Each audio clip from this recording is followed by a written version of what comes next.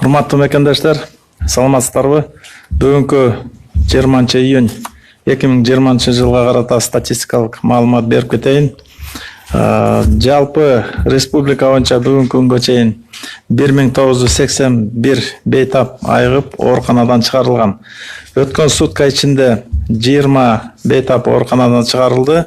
Бишкек шаарынан 3, Чүй областынан 11, Ош шаарынан 1 бейтап жана Нарын областынан 5 бейтап айыгып чыгып кетишти.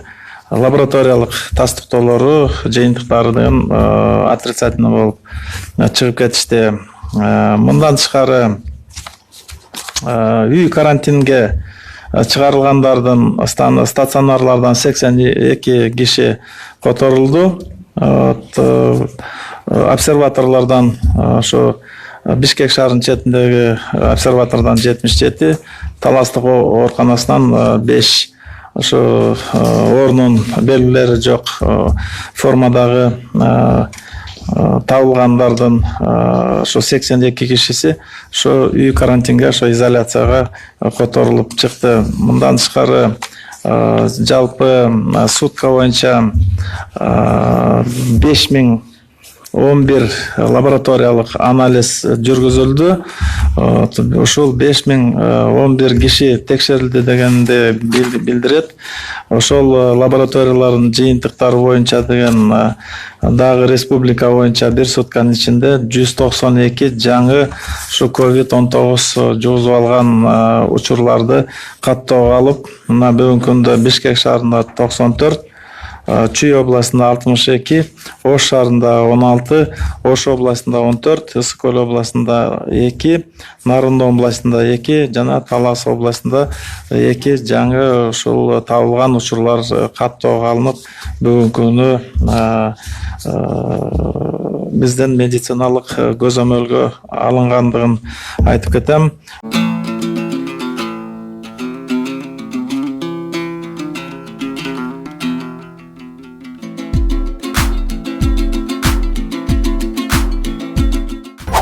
Бүгүн 20 июнга карата Кыргызстанда дагы 192 адамдын анализинен коронавирус инфекциясы аныкталды. Бул тууралуу эртең мененки онлайн маалымат жыйынында Саламаттыкты сактоо министринин ордун басары Нурболот Үсөнбаев билдирди.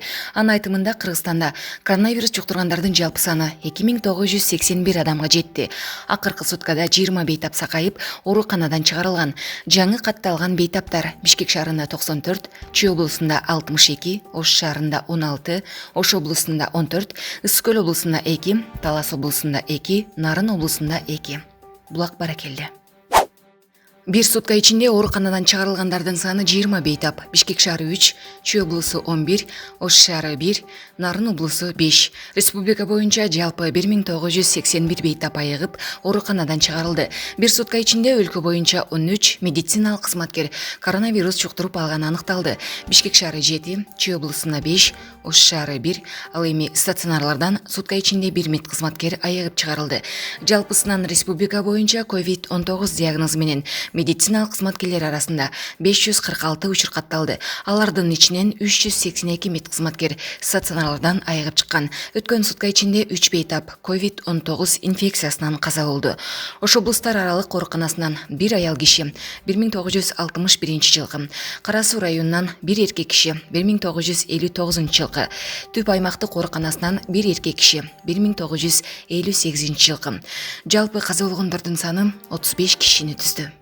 Ошентип жалпы республикабыз боюнча 2981 учур каттоого алынып, бүгүнкү күндө ошо Жалал Абад областында 206, Ош областында 300, Ош шаарында 323, Чүй областында 369, Бишкек шаарында 1010 учур, Баткен областында 40, Нарын областында 431, Ысык-Көл областында 35, Талас областында 27 учур, жана ошол эле жалпы сандын ичинде 240 учуру ошо чет жактан келген биздин мекендештердин арасында табылгандыгы. Муну силерге маалымат бар. Бүгүнкү күнү мына бейтап биздин бейтаптардын саны стационарда 498 бейтап бар, оор абалда 30, орточо абалда турганы 128. Бүгүнкү күнү реанимация жандандыруу бөлүмдөрүндө 5 оору турат. Канааттандырылуу калыбында 340 жана үй изоляциясында 385 адам туруп атат. Чыгарылганы 1981. Үйдөгү чыгарылган дагы домашний изоляцияга бейтапканалардан, обсерваторлордон чыгарган 82 адам ушу мына үй шартында изоляцияда болуп медициналык көзөмөлдө туруп атат.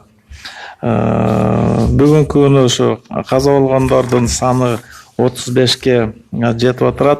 Ошо кыскача токтоло кетейин. 1958 жылы туулган бизден бер жаран келген. Өскөл областында Түп районунда болгон. Ошо 15 июнда келип дарыканага, бизден ооруканага келип кайрылган. Ошол пневмониясы жана респиратордук инфекциянын белгилери менен абалы өтө оор болуп, ошо дарыгерлерге кайрылганга мажбур болгон экен. Эпитанамнезин карап көрсө, ошо 8 июндан эле дене табы көтөрүлүп, деми кыстыгып, анан ошо шалдырап, ошол биздин дарыгерлерге келип, ошол жерден жанакындай дарылоо алынган экен. Ошол жерде уколдорун алып, дарылаганга карабай, ошо акыбалы деген жакшырбай тургандан кийин ошо инфекциялык бөлүмгө которулуп, Түптөн ал жерден ал акыбалы оордоп, күндөн күнгө ошол оорлошо берди. Ошон үчүн интенсивдүү терапияга да алынды эле. Ал жерден ошол жасалган аракеттерге, медицина кызматкерлеринин толук болгон аракеттерине карабастан, андан кийин реанимациялык шарттарды жасаганга үлгүрүп, бирок жыйынтык бербестен бул бейтап ошо ооруканада каза болуп калды. Коюлган диагноз ошо оң жак тараптуу пневмония, курч мүнөздө турган жүрөктүн иштеши жетишсиздиги болуп калды. Мындан тышкары Кара Суу району Ош областынан 1959 жылы төрөлгөн дагы бир бейтап кайрылган. 17 июндан ооруп баштаган экен. Температура көтөрүлүп, жөтөл кошулуп, мындан тышкары деми кыстыга баштаган. Ошон үчүн дарыгерлерге келип, ал жерден ПЦР анализдер алынган экен. Ошол COVID-19 жугузуп алган жокпу деп. Ошол эле учурда ошол жерде бир жеке менчик ооруканаларга жатып, ошол жерден дарылана баштаган. 14 жылдан баштап бул бейтап диспансердик учетто турган экен. Острый инфаркт, гипертонический болезнь деп. Анан ошол кезде ошол ооруканага келгенде ошол жерден болгон дарылоо жүргүзүлгөн. Бирок ошо дарылоо жыйынтыгын бербестен ал акыбалы өтө курч мүнөздө, кескин түрдө курчуп кетип, ошол курч мүнөздөгү дем алуу жетишсиздиги менен реанимация шарттарына карабастан бул бейтаптагы каза болуп калды. Дагы бир 1961 жылы төрөлгөн дагы бир аял киши Ош областтык ооруканага ошол жерден инфекциясына жаткызылган. 18 июнда келип түшкөн экен.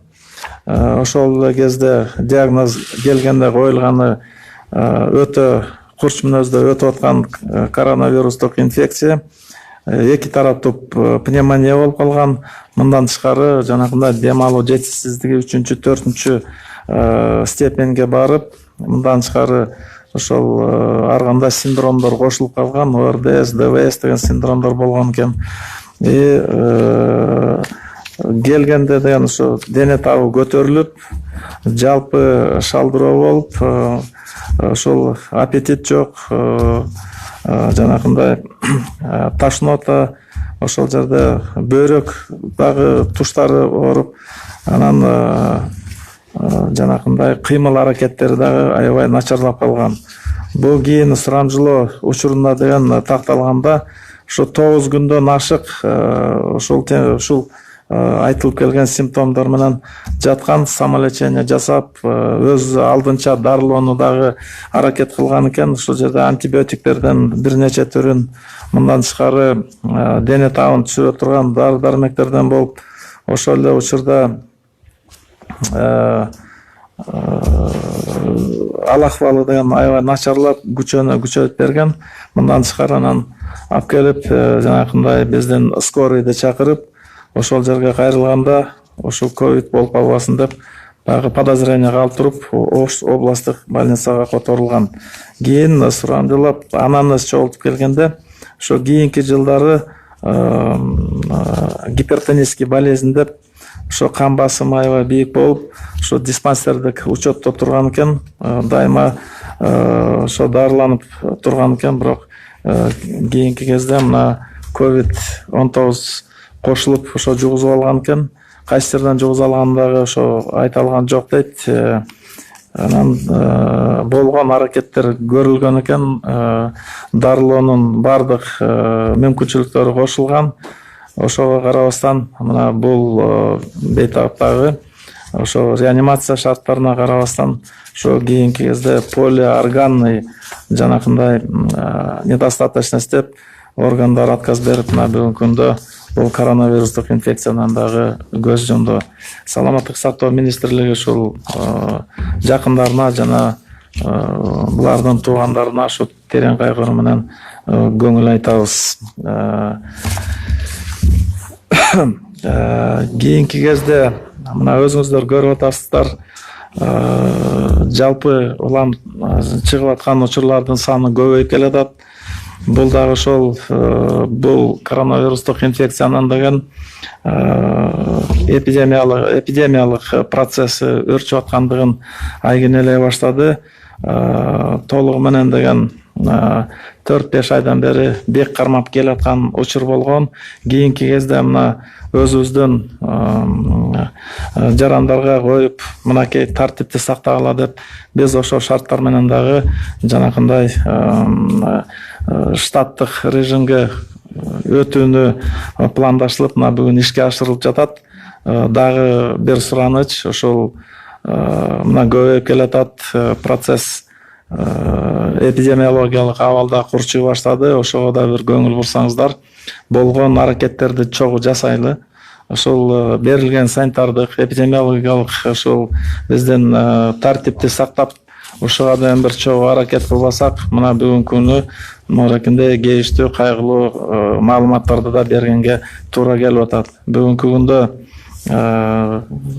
бир топ мекемелерде, бир топ организацияларда дагы ушу чыгып калгандыгы белгилүү болуп атат. Өзгөчө дагы айтып кете турганым, ушу коомдук жайларда келгенде, коомдук транспортко келгенде, ошол учурда деген өзүбүздүн кызмат учуруна келгенде, ошол жөнөкөй санитардык, эпидемиологиялык эрежелерге көңүл бурсак, анткениден көп учурда мына бүгүнкү күнү ошо жабык бөлмөлөрдүн ичинде тыгыз байланышта болгон, же болбосо жанакындай бир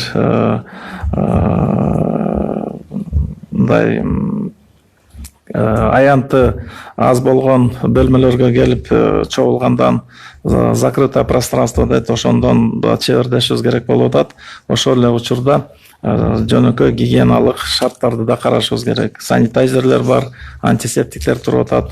Ошол эле бет кап режимди да мына бүгүн катуу тартипте кармап келбесек болбой турган нерсе. Спасибо.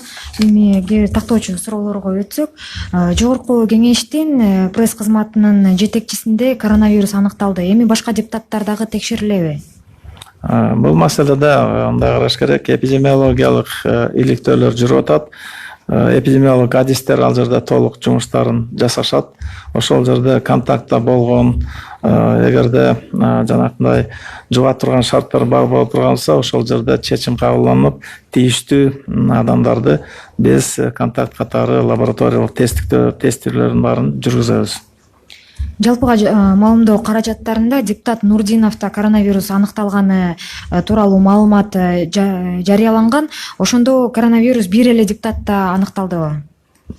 Бүгүнкү күндө болгон ушул маалымат. Рахмат. Жана дагы бир суроо. Жабык имараттын ичинде бет кап тагынбастан жыйындарды өткөрүп жаткан депутаттардын жыйындарды өткөрүп жатканы бекитилген талаптарга канчалык жооп берет? Бул жерде өзүңүздөр билип кеңири талкууда жүрүп аткан мына бүгүнкү күнү бет кап тагынбаган резонанстуудагы фактыларды угуп атасыздар. Ошон үчүн ал жерде бет кап тагынуу бул аябай бүгүнкү күнү керектүү иш чара катары. Муну биздин урматтуу депутаттар да өзлөрү туура мамиле жасап туура кабыл алат болуш керек деп ойлойм. Рахмат. Следующий вопрос. Планируется ли увеличение мобильных бригад в Бишкеке? Каким образом и за счет кого? В связи с увеличением в городе Бишкек числа выявленных новых случаев заражения, и в ЦСМ города на сегодня общее количество мобильных бригад мы увеличили до 30 бригад, в том числе в ОЦСМ Ленинского, Первомайского района с 5 бригад до 8, в ОЦСМ Свердловского, Октябрьского района с 5 до 7 бригад. Обеспечение идет дополнительным автотранспортом, ГСМ и проживанием работников мобильных бригад в обсерваторах, в гостиницах осуществляется за счет средств местного бюджета. На сегодня этот вопрос неоднократно обсуждается. Буквально через некоторое время и в Министерстве здравоохранения мы будем обсуждать эти все вопросы, связанные с оптимальным количеством мобильных бригад, по функциональным обязанностям, уточнением наших мероприятий. И, соответственно, будут приняты все меры для того, чтобы обеспечить высокоэффективную деятельность этих мобильных бригад. Спасибо. Какова заполняемость больниц, принимающих пациентов с ковидом? Планируется ли увеличивать количество стационаров, где лечат пациентов с коронавирусом? Вы знаете, эти мероприятия всегда предусматриваются заранее, потому что с учетом эпидемиологических особенностей этой инфекции планы разворачивания коек, дополнительных коек, они были уже закреплены соответствующими планами. И на сегодня план этот есть, и мы реализуем этот план в зависимости от развития эпидемической ситуации. Поэтому у нас мы информируем постоянно, где у нас разворачиваются дополнительные койки, где разворачиваются койки для внебольничных пневмоний. И на сегодня эти вопросы, они всегда на повестке дня, и мы их оперативно в своей работе эти вопросы решаем. Планируется ли привлекать к борьбе с ковидом врачей, которые ранее не привлекались к мероприятиям, и если да, то каким образом? Да, на сегодня планируется подготовка, переподготовка инфекционистов, реаниматологов, пульмонологов, эпидемиологов, особенно вирусологов, помощников эпидемиологов, лаборантов по ускоренной программе из числа медработников других специальностей для того, чтобы можно было привлечь их к работе, а также привлечением и специалистов ведомственных медицинских служб и негосударственного сектора здравоохранения. Созданы и отдельные списки резервистов, есть у нас и списки врачей-добровольцев, которые изъявили желание помочь в работе по борьбе с коронавирусной инфекцией. Все механизмы для перераспределения наших медицинских ресурсов, кадровых ресурсов, они на сегодня задействованы. И последний вопрос. Каковы запасы ПЦР-тестов? На сколько дней их хватит при нынешних темпах тестирования? Да, на сегодняшнее число остаток ПЦР-тестов составляет 108 762 теста. Еще идут поставки по контрактам, которые были задействованы. Поэтому здесь уже ПЦР-тестов, источники, их уже достаточно, есть доступ к ним, поэтому на сегодня вот 108 765 тестов у нас уже есть. Кроме того, по линии значит, USAID и Глобального фонда по борьбе со СПИД-туберкулезом, малярией поступило 6,5 тысяч очень таких перспективных новых тест-систем, картриджные тест-системы с возможностью использовать их на аппаратах GenExpert, которые у нас в республике уже используются для диагностики форм туберкулеза и ВИЧ-инфицированные. Поэтому аппараты у нас есть. И эти 6,5 тысяч таких тестов, новых тестов мы будем использовать для диагностики COVID-19, для дифференциации диагноза среди лиц пожилого возраста, потому что они являются на сегодня самым уязвимым таким контингентом для того, чтобы быстро поставить диагноз и быстрее принять на лечение, мы будем использовать вот целевые вот такие направления. Кроме того, вот по ПЦР-тестам поступают, и мы закупаем и дополнительные ПЦР-машины, оборудование поступает, поэтому на сегодня этот вопрос решается, и ситуация находится с обеспечением тест-систем под неусыпным контролем. Спасибо.